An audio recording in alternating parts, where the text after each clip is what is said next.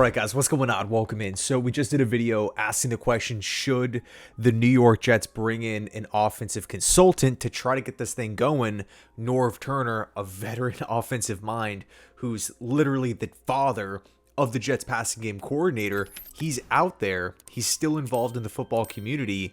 I mean, Norv Turner has coached how many offenses throughout the years? He's a multiple-time Super Bowl champion as a coordinator. Not saying it's the end-all be-all fix, but it's clear that there are offensive problems with the New York Jets. And with that said, Woody Johnson just met with reporters at the NFL meetings. So let's talk about some of these quotes here. Here's a tweet from Zach Rosenblatt. Woody Johnson, you can't win with hope, but it helps.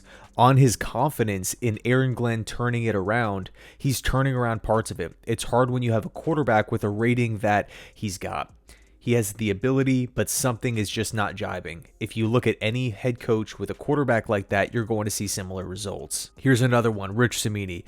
Johnson says they can start winning if they just can complete a pass. He wouldn't weigh in on the Fields versus Taylor situation, but it's clear where this is going. Tyrod Taylor. He continues on saying, I do believe in Aaron, said he has hope for the future even though things look bad right now. The offense is just not clicking. You can't run the ball if you can't pass the ball. Ian Rappaport also tweeted out a quote. He said, I do believe in Aaron. If I were a player, I'd respond to him. There's no BS. There's no agendas. And he also says that he speaks to Aaron Glenn every day. He tells him, keep the faith. Now, I'm not sure in that last line if it's like Woody Johnson telling Glenn keep the faith or Glenn telling Woody Johnson keep the faith. But, here's the deal here, right? The Jets are a winless football team. They are 0-7. We're not 0-3, 0-4, 0-7. Whenever you're an 0-7 football team, yeah, that's not a good place to be. And so it's clear something's got to give. Something's got to change. We have the NFL trade deadline coming up. Aaron Glenn, he has to do something to instill some sort of confidence in the fan base, right? Because we're going to continue to see the fire Glenn comments if A, the team just continues to lose, but B, they lose in this style of fashion. They continue to just blow games, just looking completely incompetent.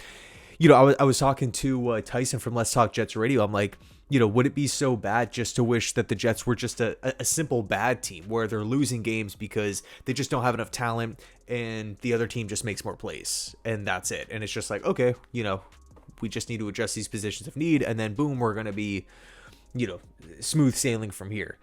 But it just feels like with the Jets, yes, talent is such a major issue. Quarterback is such a major issue. Wide receiver is such a major issue. Edge depth is such a major issue. The Jets have major issues, obviously. But there's just some, in-game decisions that are just questionable.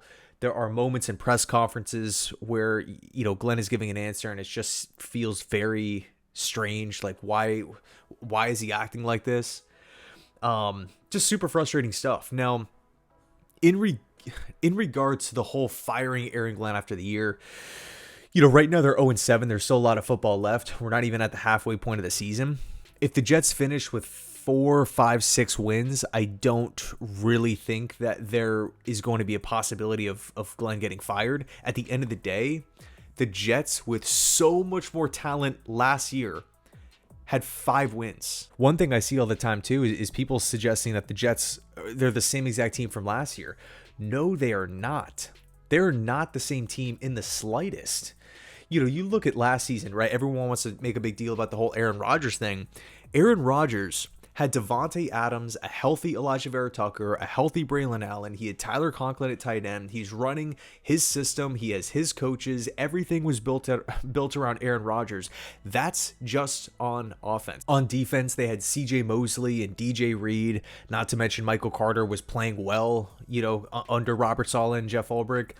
And that whole season resulted in 5 wins. So, to look at the amount of talent that last year's team had and the product, the final product, which was 5 wins, when you remove some of these guys, you remove a veteran tight end in Conklin, you have your best offensive lineman go down, you have this brand new coaching staff coming in, the win projection for this team was not going to be high. It was around 5. Some would say 6, some would say 5, some would say 4. But here's the deal. When we start getting into 0-17 talk, 1-16, 2 wins, That's pretty indefensible. That is like, you're in pretty horrible territory. Dan Campbell's constantly referenced by Aaron Glenn. That first season, he at least got 3 wins, right? Started off 0-10, but finished with the 3 wins. 0-10-1, I believe the exact record was, but had the 3 wins or 4 wins even. Look, if the Jets finish 0-17, again, there's really not much. Like, you have to be absolutely pitiful to not win a game in a 17-game season. Now, obviously, that is diving deep down the rabbit hole. Again, we're not even at the halfway point of the season. We're not 0-13, 0-14 talking about going winless. We're 0-7. So there's still time to turn things around. You know, it's still time to grow, learn, and get better. Because, man, we got to see something here. As a fan base, we have to see something. We simply have to. If not, it's just going to continue to be a long year. Like, we need to have a reason to actually get excited on Sundays. I mean, that's the bottom line. Like, it's just what we've seen so far is simply not good enough. And I get it. Glenn has a big job. The Jets are a big job. You look at the other candidates, Arthur Smith, Matt Nagy, all these different guys, they would probably walk in and have a lot of question marks too. But to start off 0-7 and have this amount of question marks is very, very concerning. Here's the deal though, right? Woody Johnson seems to be backing Aaron Glenn. Things obviously change. Woody Johnson has been someone in the past to make quick decisions. I want this player, go get him. I want this guy out. Boom, he's fired. You know, Saleh was fired 5 games into year 4. And then, of course, you know, looking at like the big name players that sell tickets like Tim Tebow and Percy, like, it's just like Woody makes decisions, right? Woody is a pretty quick decision maker here. So obviously things change, but we'll see what happens moving forward. God, can the Jets get in the winning column? Please. Please. Is that too much to ask for? Now, the Jets, I believe, are 6.5-point underdogs going up against Cincinnati this week. And, you know, contrary to popular belief, if the Bengals want to roll out that offense that they showed against Pittsburgh, Flacco's just going off. I think the defense actually matches up pretty well with how the Bengals want to play. Like, if that's the Bengals' offensive game plan, I think the Jets' defense actually pairs up pretty well with it when you just look at, you know, pure X's and O's.